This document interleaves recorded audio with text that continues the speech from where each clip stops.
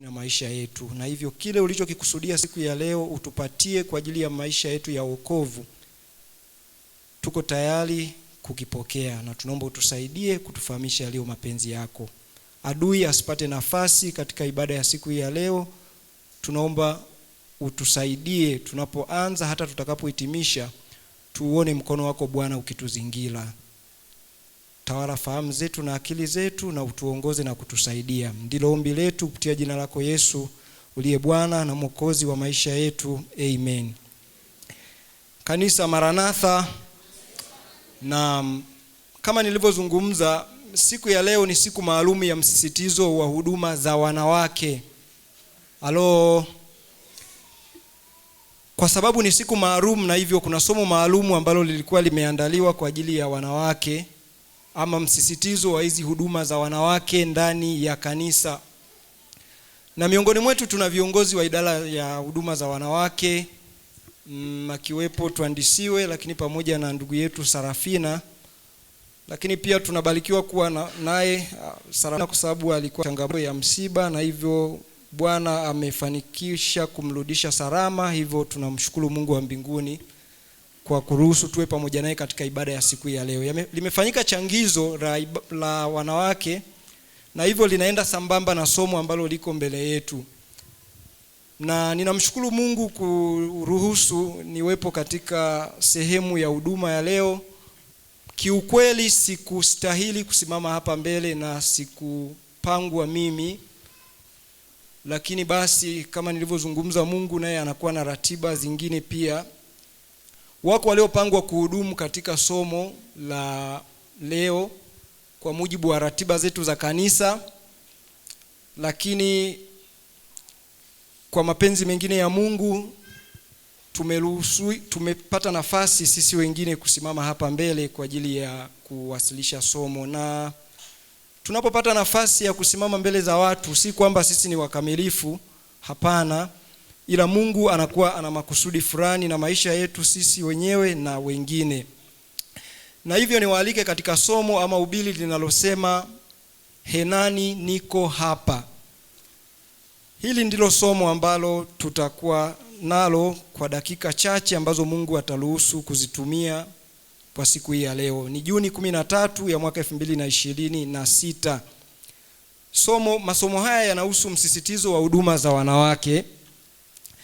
Na hivyo tumeimba wimbo unaosema usinipite Mwokozi, na zimeimbwa nyimbo nyingi za kwaya ikiwepo wakati wa matoleo na huduma kuu. Lakini somo letu lina kichwa ama ubili linalosema Henani niko hapa. Fungu letu kuu limesomwa kutoka kitabu cha Isaya sura ya 6 na ule mstari wa 8. Ni moja ya mafungu maarufu sana katika Biblia, ambapo maneno ya Mungu yanasema, kisha nikasikia sauti ya Bwana ikisema, nimtume nani aliye naye ni nani atakayekwenda kwa ajili yetu? Ndipo mimi Isaya nikasema, mimi hapa, nitume mimi. Isaya sura ya 6 na ule mstari wa 8. Utangulizi. Kuna neno maalum sana la Kiebrania ambalo linaitwa Henani. Ubile letu linasema ama lina ujumbe unaosema Henani niko hapa. Henani mkato alafu niko hapa. Neno hili Henani anasema likitafsiriwa moja kwa moja linamaanisha mimi hapa, lakini kwa kweli lina maana kubwa zaidi ya hiyo. Abraham alilitumia alipoulizwa amtoe Isaka sadaka. Musa alilitumia alipokuwa mbele ya kichaka kilichokuwa kinawaka moto. Zaidi ya kusema mimi hapa, neno hili lina maana ya niko hapa, tayari na subiri kufanya chochote utakachoniagiza, hata kama sijui utakachoniambia nifanye. Kwa ubili letu lina kichwa kinachosema mimi niko hapa ama Henani niko hapa. Limeandikwa na mtu anaitwa Mary Ellen Wine Gardner.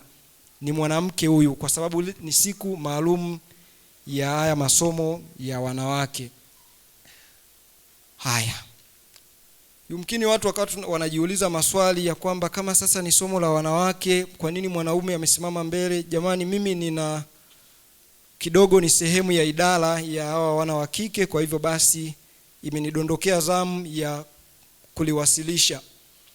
Nabii Isaya ni miongoni mwa manabii wakubwa katika Biblia. Biblia inataja manabii wakubwa akiwepo Yeremia, Isaya. Mwingine nani jamani, wasomaji wa maandiko? Naam. Danieli. Mwingine? Wengine wanasema Ezekieli. Amina.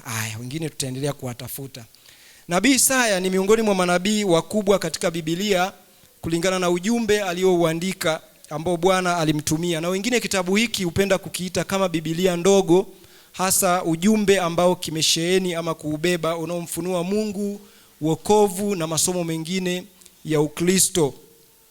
Na hivyo kinakadiriwa kuwa kiliandikwa miaka ya 770 na kitu kabla ya ujio wa Yesu Kristo, na kiliandika wakati Yuda ipo katika hali fulani ya uasi, na hivyo Mungu akaamua kumtumia nabii Isaya matengenezo fulani ya watu wake. Na hivyo katika Isaya sura ya 6 na mstari wa 8 umenukuliwa ujumbe wa neno la Mungu unaosema, kisha nikasikia sauti ikisema, nimtume nani, naye ni nani atakayekwenda kwa ajili yetu? Huu ni ujumbe maarufu sana ambao wengi tumekuwa tukiusikia. Kuna wengine wanasema Yesu aliambiwa kule mbinguni na Baba nimtume nani. Mimi hao sijui. Hapa nabii Isaya aliona njozi hiyo, na ndipo alipoweza kujibu wito wa Mungu ya kwamba nitume mimi hapa. Kwa hiyo neno Henan katika lugha ya Kiebrania lina maana ya kwamba mimi hapa. Kwa katika somo la leo Mungu anataka tuondoe hilo neno Henani, tujiweke majina yetu kwamba mimi hapa Musa nitume, mimi hapa Israeli nitume, mimi hapa Ana nitume. Bwana anataka kututuma, na anasema tunapomwona Isaya akilitumia neno hili, kisha nikasikia sauti ya Bwana ikisema, nimtume nani, ni nani atakayekwenda kwa ajili yetu? Ndipo mimi Isaya nikasema, Henani katika mabano, mimi hapa nitume. Kwa hiyo neno Henani leo Mungu anataka alipande katika akili zetu, tuvae uhusika wa Isaya, tuseme mimi hapa Bwana nitumie shambani mwako. Anasema Isaya alikuwa tayari hata kabla hajajua alichokuwa akiitwa kufanya. Nani leo yuko tayari kukubali sauti ama wito wa Mungu hata kama hajui kile ambacho anaenda kuambiwa akifanye? Ibrahim alipoitwa na Mungu kutoka katika Ur wa Kaldayo, alitii sauti ya Mungu, na ndipo Mungu anapomwona Ibrahim kuwa ni mtu wa pekee sana, anatupa wito ya kwamba hata kama hatujui tunachoenda kufanya, angali tu tukitambua Mungu ndiye aliyetuita, tunapaswa kutii sauti ya Mungu. Anasema leo tutaangalia watu mbalimbali waliopokea mwito kutoka kwa Mungu na kuona jinsi walivyoitikia. Kwa hiyo katika somo la leo tutaangalia watu mbalimbali, namna walivyoitwa na Mungu na jinsi walivyoitikia miito yao walipoitwa na Mungu ili awatumie. Majibu kwa Mungu. Tunaanza na Yona. Katika kitabu cha Yona sura ya 1 na ule mstari wa 2, Mungu alimuita akisema, ondoka uende Ninawi, mji ule mkubwa, ukapaze sauti zidi yake, maana uovu wao umepanda mbele zangu. Je, jibu la Yona lilikuwa ni nini? Wasomaji wa maandiko, jamani tusilale. Jibu la Yona lilikuwa ni nini? Wote tunajua alifanyeje wapendwa? Alikimbia. Anasema ukitafuta katika sura ya 1 ya kitabu cha Yona hutaliona, kwa sababu Yona hakujibu. Kwa hiyo Yona anapopewa wito na Mungu hata hakujibu katika sura ya 1 ya kitabu cha Yona. Badala yake, lakini Yona akaondoka ili akimbilie Tarshishi, mbali na uso wa Bwana. Ukisoma katika Yona sura ya 1 na ule mstari wa 3, hakusema neno lolote. Matendo yake ndiyo yaliyokuwa jibu lake kwa Mungu. Hakukataa kwa maneno, lakini alikimbia mbali na uwepo wa Bwana. Je, umewahi kufanya hivyo Mungu anapokugusa moyoni mwako kwa upole? Wengi wetu hapa inawezekana tumekuwa na uzoefu wa Yona ambaye alipoitwa na Mungu akaamua kukimbia. Watu wengi tumeitwa na Mungu kutumika katika nyadhifa ama majukumu mbalimbali ya utumishi wa Bwana. Na hivyo tumekuwa na udhuru, wakati fulani tumekuwa tukikimbia kama Yona alivyokimbilia Tarshishi. Anasema, je, umewahi kufanya hivyo Mungu alipokugusa moyoni kwa upole? Mungu wetu hazungumzi kwa ukali wala halazimishi, sauti yake ni ya upole. Anasema labda anakusukuma umtetee mtu asiyeweza kujitetea, au uzungumze na mfanyakazi mwenzako kuhusu Yesu, au uongeze somo la Biblia, kuimba au kufanya jambo fulani kwa ajili yake. Hutaki kusema hapana kwa Mungu, lakini polepole unaanza kujitenga naye kwa sababu hutaki kutii. Kwa hiyo tunapewa wito ya kwamba wakati fulani Mungu amekuwa akituita katika utume wake kwa namna mbalimbali. Wengine ni kwa njia ya kumuimbia, wengine ni kwa njia ya kuwatetea wale wasioweza kudai haki zao. Lakini tumekuwa kama Yona tukikimbilia Tarshishi. Yawezekana Tarshishi yangu leo ikawa ni kukataa kazi ya Mungu ninapopewa ndani ya kanisa, ni kushindwa kuwasilisha ukweli wa neno la Mungu pale ambapo Bwana ameruhusu niwepo katika shughuli zangu za kazi. Yesu anataka kututumia kwa kiwango cha jibu baya hadi zuri kwa mwito wa Mungu. Yona anapata tuzo ya jibu baya zaidi. Hakujibu, alikimbia kujificha. Sote tunafahamu yale yaliyomkuta Yona baada ya kukimbia kazi ya Mungu. Akaenda kumezwa na samaki, zoruba ikatokea katika uso wa bahari, na baadaye kula zikapigwa, ikaangukiwa kuonekana Yona ni changamoto na sababu ya shida iliyokuwa ikiendelea na kuwazonga watu wengine. Sasa tumtazame Petro katika Luka sura ya 5 na ule mstari wa 1 hadi wa 3. Kama nilivyosema, somo letu linataka tuangalie watu mbalimbali, namna walivyoitwa ama kupewa wito na Mungu na jinsi walivyoitikia.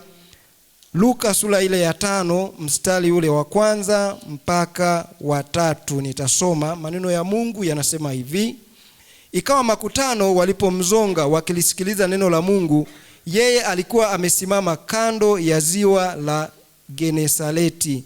Akaona vyombo viwili vimekaa kando ya ziwa, lakini wavuvi wametoka wanaosha nyavu zao. Mstari wa 3, akaingia katika chombo kimoja ndicho chake Simoni, akamtaka akipeleke mbali kidogo na pwani.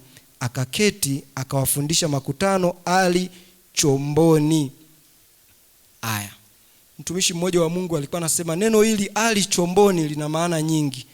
Mimi hata sizijui na sijui kama nitazizungumza. Lakini Yesu alikuwa amezingirwa na umati wa watu, akaona mashua mbili za wavuvi waliokuwa wakiosha nyavu zao baada ya kuvua usiku kucha. Yesu akaingia katika mashua ya Simoni Petro na kumwomba asogee kidogo ndani ya maji, akaanza kufundisha. Baada ya kufundisha, Yesu alimwambia Petro, tweka mpaka kilindini, mshushe nyavu zenu mpate samaki. Haya jamani, tukumbuke Petro alikuwa ni mvuvi hodari, yani mtu anayejua fani yake vizuri, ambaye amedumu kwa muda mrefu, ana uzoefu wa kutosha. Kumbuka Petro alikuwa mvuvi mwenye uzoefu mkubwa. Maisha yake yote aliyatumia kuvua samaki katika ziwa hilo. Alimjua Yesu na kumpenda, lakini bado alikuwa na imani kubwa katika uzoefu wake mwenyewe. Halo, tuko pamoja wapendwa? Petro alikuwa anamjua Yesu na alikuwa amekaa na Yesu, lakini shida yake alikuwa bado anajitumainia zaidi katika uzoefu wake binafsi. Na hii ndio shida ambayo tuko nayo wengi leo. Ninatumainia kitu fulani ambacho Bwana amenipa, kana kwamba ninatumia uwezo wangu kukifanya kifanikiwe au kiende vizuri. Na ndicho Petro alichokuwa nacho. Anaamini mimi ni mvuvi hodari, nikienda katika ziwa nitapata samaki. mimi ni mtu fulani mashuhuri, nikifanya hiki kitafanikiwa. Akamwacha Yesu